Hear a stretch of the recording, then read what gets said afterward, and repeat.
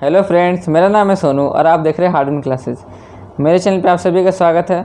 आज मैं आपको स्थानापन्न विधि का पार्ट 3 करवाने वाला हूं और ये आपका लास्ट पार्ट होने वाला है स्थानापन्न विधि के लिए। आई होप कि मैंने आपको जो 2 वीडियो में बताया था तो आपको बहुत अच्छे से समझ में आ रहा होगा। तो आज मैं इस टॉपिक को ख़त्म कर देता हूँ और फिर कल एक नया टॉपिक जो आपके इसी चैप्टर का है वो क्या है, हमारा वज्र गुणन विधि। और ये जो चैप्टर है ना फ्रेंड्स, बहुत ही इम्पॉर्टेंट है। इम्पॉर्टेंट आप बोलिए मत बोलिए, लेकिन ये इससे एग्ज़ाम में क्वेश्चन बनता है वज्र गुणन विधि से। ठीक है फ्रेंड्स, तो बहुत ही आसानी से मैं आपको बताऊंगा। बस आपको क्या करना है, आप मेरा कोई भी क्वेश्चन आप देखो या ना देखो, ठीक है। एक बात आप ध्यान से सुनिएगा कि आप मेरा कोई भी क्वेश्चन देखो या ना देखो, लेकिन कम से कम पहला नंबर क्वेश्चन ध्यान से ज़रूर देखिएगा। उसमें थोड़ा सा टाइम ज़रूर लगता है, लेकिन अगर आप वो क्वेश्चन सीख गए, इस चैप्टर का मैं बात कर रहा हूँ, अगर आप एक क्वेश्चन सीख गए तो आप उस कॉन्सेप्ट से आप पूरा का पूरा मैथ बना सकते हो। ठीक है, तो चलिए मैं आपका ज़्यादा टाइम नहीं गवाऊँगा। तो आज हमारा ये पार्ट 3 और ये इस स्थानापन्न विधि का लास्ट पार्ट होने वाला है। तो चलिए फ्रेंड्स शुरू करते हैं।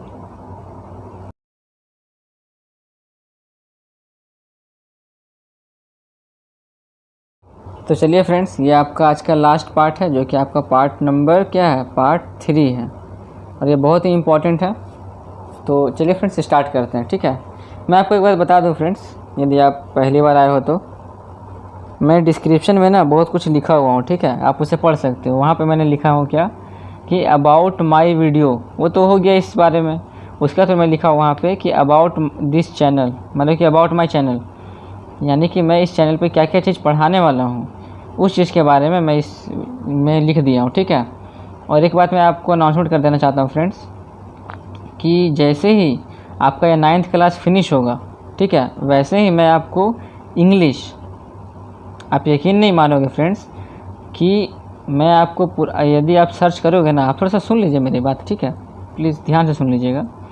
यदि आप सर्च करोगे ना यूट्यूब पे spoken class, English spoken class या फिर इंग्लिश स्पीकिंग कोर्स, आप अगर से सर्च करोगे यूट्यूब पे तो आपको मिल जाएगा, बहुत सारा वीडियो मिलेगा, लेकिन आपको ऐसा बहुत कम ही मिलेगा जो आपका सीरियल वाइज होगा, और वो भी आपका किस सीक्वेंस में रहेगा वो आपको पता भी नहीं चलेगा, है ना। तो जैसे मैं आपको मैथ में, आप थंबनेल तो देखे ही होंगे कि मैंने पार्ट 1, पार्ट 2, पार्ट 3 इस प्रकार से देता हूँ, तो आप समझ में आ जाता है आपको आसानी से कि इस चैप्टर में ये सब पार्ट है, इससे दिया हुआ है कि नहीं। उसी तरीके से मैं आपको इस मतलब आपका ये 9th क्लास फिनिश करवाने के बाद मैं आपको उस समय से इंग्लिश के पर भी वीडियो देना स्टार्ट कर दूंगा। उसमें मैं आपको ग्रामर सिखाऊंगा और स्पोकन क्लास यानी कि स्पीकिंग कोर्स में आपको स्टार्टिंग डे से यानी पहला दिन से लेकर के पूरा अंत तक सब कुछ सिखाऊंगा। ठीक है फ्रेंड्स, आपको बस मेरे चैनल पर बने रहना है, ठीक है। और एक ख़ास बात यह है फ्रेंड्स क्या कि स्टार्टिंग दिन से, मतलब कि आप समझ जाइए कि आपको इंग्लिश आती नहीं है, आप ये समझ के मेरे वीडियो को देखिएगा कि आपको इंग्लिश ज़रा सा भी नहीं आती है, ठीक है, आपको इंग्लिश कुछ आता ही नहीं है, आप ये सोच के मेरे वीडियो को देखिएगा, क्योंकि मैं उसमें आपको स्पोकन क्लास का पहला दिन से पढ़ाने वाला हूँ कि पहले दिन आपको क्या सीखना है, दूसरे दिन आपको क्या सीखना है, किस तरीके से आपका लेवल को हाई करना है, कहाँ पे आपको क्या चीज़ सिखाना है, मैं उसमें आपको सब कुछ बताऊँगा। ठीक है, तो फ़िलहाल तो अभी हम लोग मैथ में ही अटके हुए हैं, तो पहले मैं आपको मैथ पूरा फिनिश करवा दूँ, उसके बाद फिर आपका साइंस का जो बुक है वो फिनिश करवा दूँ। अभी थोड़ा टाइम है, जब तक आप आराम कीजिए। और हाँ फ्रेंड्स, एक बात मैं आपको और बता दूँ, अगर इंग्लिश का बात उठ ही गया है तो यदि आप अभी 9th क्लास में हो ना, तो यदि आपको 9th क्लास का इंग्लिश सब्जेक्ट में किसी भी चैप्टर में अगर आपको प्रॉब्लम होती है तो आप मुझे कमेंट करिए कि मुझे ये चैप्टर में प्रॉब्लम हो रही है, तो मैं उस चैप्टर का पूरा डिटेल्स, मतलब कि उसके पूरे बारे में आपको पूरा कहानी की तरह बहुत ही अच्छे से समझा दूंगा। जिस तरीके से मैं आपको मैथ पूरा कॉन्सेप्ट के सही तरीके से समझा रहा हूँ, उसी तरीके से मैं आपको पूरा कहानी समझा दूंगा इंग्लिश का। ठीक है फ्रेंड्स, ताकि आप कभी ज़िंदगी में भूल नहीं पाओगे, क्योंकि मेरा यही तरीका है फ्रेंड्स पढ़ाने का कि ऐसा पढ़ा दूंगा ना एक बार कि आप कभी भूलोगे ही नहीं। तो चलिए फ्रेंड्स, आज का ये हमारा लास्ट क्वेश्चन है, तो शुरू करते हैं। और ये हमारा बहुत ही इंपॉर्टेंट क्वेश्चन है फ्रेंड्स, याद रखिएगा। तो वही सेम तरीका करना है यहाँ भी हमें, समीकरण 1 से तो करते हैं। तो क्या हो जाएगा, ये हमारा समीकरण 1 से उतार दिए, अब यहाँ पे देखिए, अब यहाँ पे एक चीज़ याद है, मैंने आपको ये सिखाया था। क्या सिखाया था? इसे काटिए। क्या सिखाया था कि जब भी ऐसा सवाल दे तो हमारा पहला नंबर जो है ये वाला इसके साथ बराबर है और ये वाला भी मेरा इसके साथ बराबर है। दिमाग पे जोर दीजिए, बताए थे हम। हो गया। दूसरा क्या हो जाएगा? ये हो जाएगा हमारा, अरे यार ठीक है, ये हो गया। इक्वल टू क्या हो जाएगा? ये 2pq दूध यार। यहाँ पे दूसरा में तो मेरा ये होगा ना, क्यू वाला होगा ना। हम भी पागल हैं, क्या करें, आजकल बहुत टेंशन रहता है। देखिए ये हो गया यहाँ पे। अब लेकर ये हो गया हमारा समीकरण 1, हो गया समीकरण 2। अब लेकर चलते हैं समीकरण 1 से और समीकरण 2 से। तो यहाँ पे लिखते हैं समीकरण 1 से। यहाँ पे क्या हो जाएगा? p इंटू इतना इक्वल टू 2pq। ठीक है। फिर ये क्या हो जाएगा? हो जाएगा ये px plus py equal to 2pq। बस वही सेम चीज़ है, सब कुछ सेम है। बस यहाँ पर अंक के जगह पर आपको दे दिया गया है ABCD से बात करने के लिए। ठीक है, और कुछ नहीं। अब यहाँ से मान लीजिए हम x का मान निकालेंगे तो क्या हो जाएगा? ये y को उधर भेज देंगे तो क्या हो जाएगा? 2pq minus py। फिर ये x क्या हो जाएगा हमारा? तो ये हो जाएगा 2pq माइनस py। बाई में क्या हो जाएगा? बाई में p आ जाएगा ना, है कि नहीं? ये हो गया हमारा समीकरण 1। अब चलते हैं समीकरण 2 से और इसका मान बैठाते हैं। तो यहाँ हम लिखते हैं समीकरण 2 से। तो समीकरण 2 में हमारा क्या था? देख लीजिए, समीकरण 2 में था q into X minus Y is equal to 2pq, ये था ना। अब देखिएगा ध्यान से, तो क्या हो जाएगा? qx minus qy equal to 2pq। अब यहाँ पे x का मान बैठा देंगे तो क्या हो जाएगा? q हो जाएगा ये, और यहाँ पे देखिए ये मान पर बैठा देंगे तो क्या हो जाएगा? 2pq माइनस py बाई में p, यहाँ पे हो जाएगा minus qy equal to 2pq। अब थोड़ा सा मुझे अपने मोबाइल को पकड़ना पड़ेगा ताकि आपको मैं अच्छे से समझा सकूं। थोड़ा सा भूकंप आने वाला, मतलब मोबाइल हिलता है ना, हाथ में रहता है तो। हाँ, तो देखिए फ्रेंड्स, थोड़ा हंसी मजाक तो चलता है ना। अब यहाँ पे लसा पर लेना, तो देखिए लसा पर मेरा p आ गया।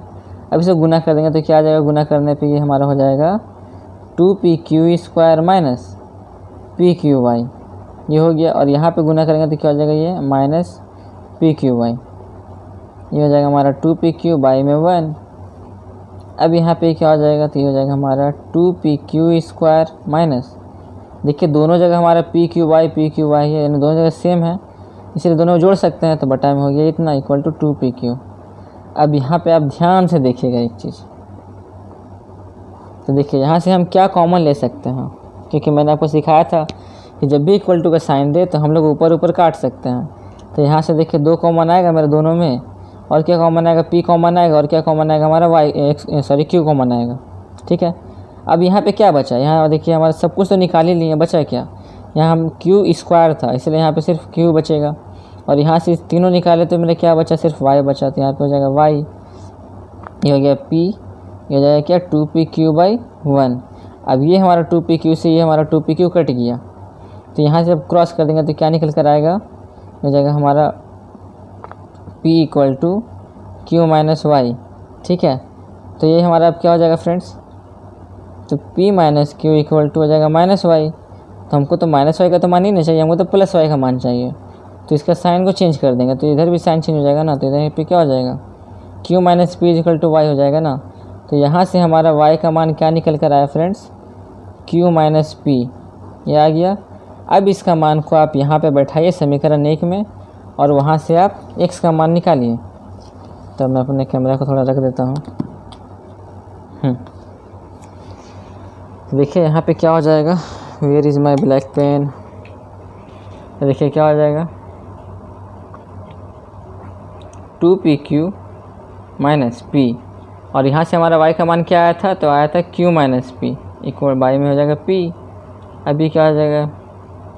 तो हो जाएगा 2pq माइनस हो जाएगा pq, और ये हो जाएगा प्लस p स्क्वायर बटा में p हो गया। फिर ये क्या हो जाएगा हमारा यहाँ पे? तो देखिए घटाने पे क्या आएगा?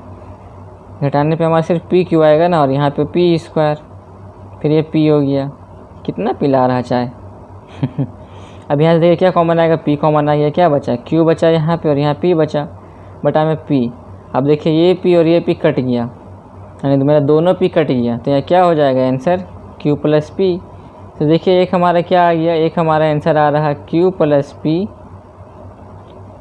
और एक हमारा आंसर क्या आ रहा q माइनस p। ठीक है फ्रेंड्स, तो ये हमारा आज का लास्ट सवाल था, बस ख़त्म।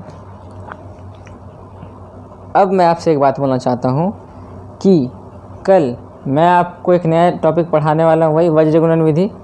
ठीक है, उसके बाद फिर ये मेरा वज्र गुणन विधि का 4 पार्ट होगा, इससे मैं आपको 4 पार्ट में बताऊँगा। इसके बाद फिर आपके बुक्स में कुछ पढ़ने वाला सवाल भी है, मतलब कि सवाल को पढ़ना है, वहाँ से आपको समीकरण खुद ब खुद बनाना है और उसे फिर सॉल्व करना है। ठीक है, तो उसमें जो कुछ इम्पॉर्टेंट सवाल है, क्योंकि उसमें आपको शायद 20 या 22 सवाल दिया हुआ, पता नहीं मुझे, करीब 20 सवाल होगा शायद। तो उसमें जो इम्पॉर्टेंट है, जो सबसे ज़्यादा इम्पॉर्टेंट है फ्रेंड्स, उसमें मैं आपको वो करवा दूंगा। ठीक है, अब देखते हैं कि वो मेरे 2 पार्ट में होता है कि 3 पार्ट में होता है, बट मैं आपको वो करवा दूंगा, फिर आपका ये चैप्टर पूरा फिनिश हो जाएगा। ठीक है फ्रेंड्स, तो चलिए अब मैं रखता हूँ। यदि आपको बात करने का मन हो तो आप मुझे कमेंट कर सकते हो। ठीक है।